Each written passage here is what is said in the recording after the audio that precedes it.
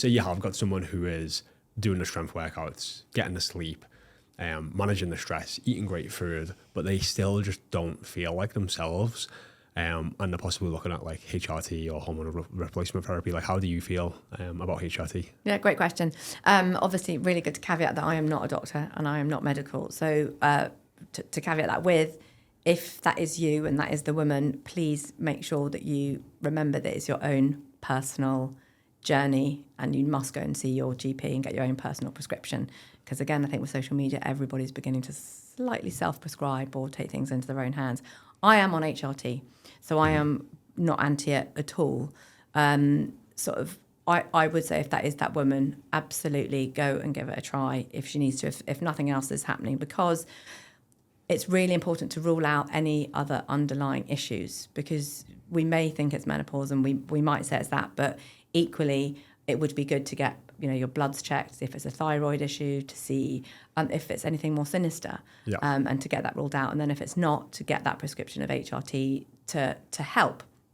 But then don't think because you're on HRT, you need to give up all the lifestyle changes, because I think that's kind of what a lot of people might do, is they'll get the HRT and then they'll be like, great, I don't need to do all of that. But you do, and even more so. And again, obviously there's lots of research going on, but there have been seen to be protective benefits, obviously, of HRT, the estrogen side, on obviously your bone density, and actually on brain health. Dr. Lisa Mosconi is an absolute expert in that field, although she did say yesterday that there still needs to be a lot of research into the effects of estrogen on our brain, on our Alzheimer's. So that's not 100% conclusive, but definitely it has benefits on your bone health and your heart health.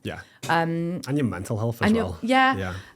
Although, I mean, exercise, I think for me, exercise, I think is the best thing for your mental health. I think HRT can help, but in the way that it gets you moving again. So that's what I've typically seen, is like sometimes, we can be saying all these things that you want to do that are healthy to get you going, but if you're in the midst of perimenopause or even going through menopause and you're just like, I just have not got the energy, sometimes actually taking HRT can be the catalyst to actually get you to start taking these other healthy habits, and it can really compound and get you feeling. It also can take. So I've been on it for 3 years.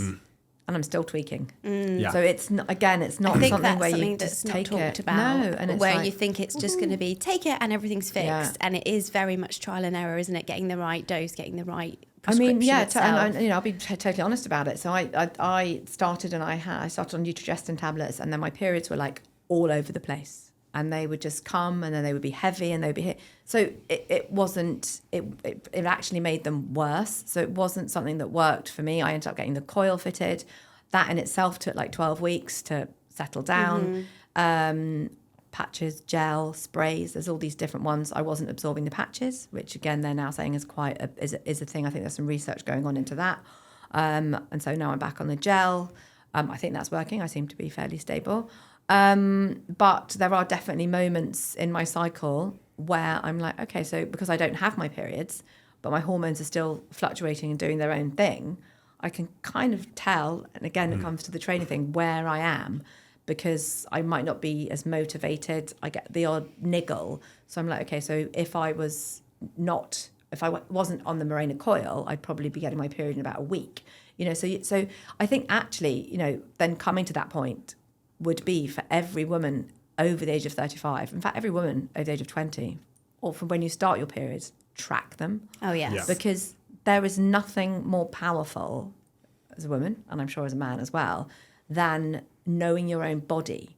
And if it doesn't feel normal or it doesn't sound right, you can be a really good advocate for your own health.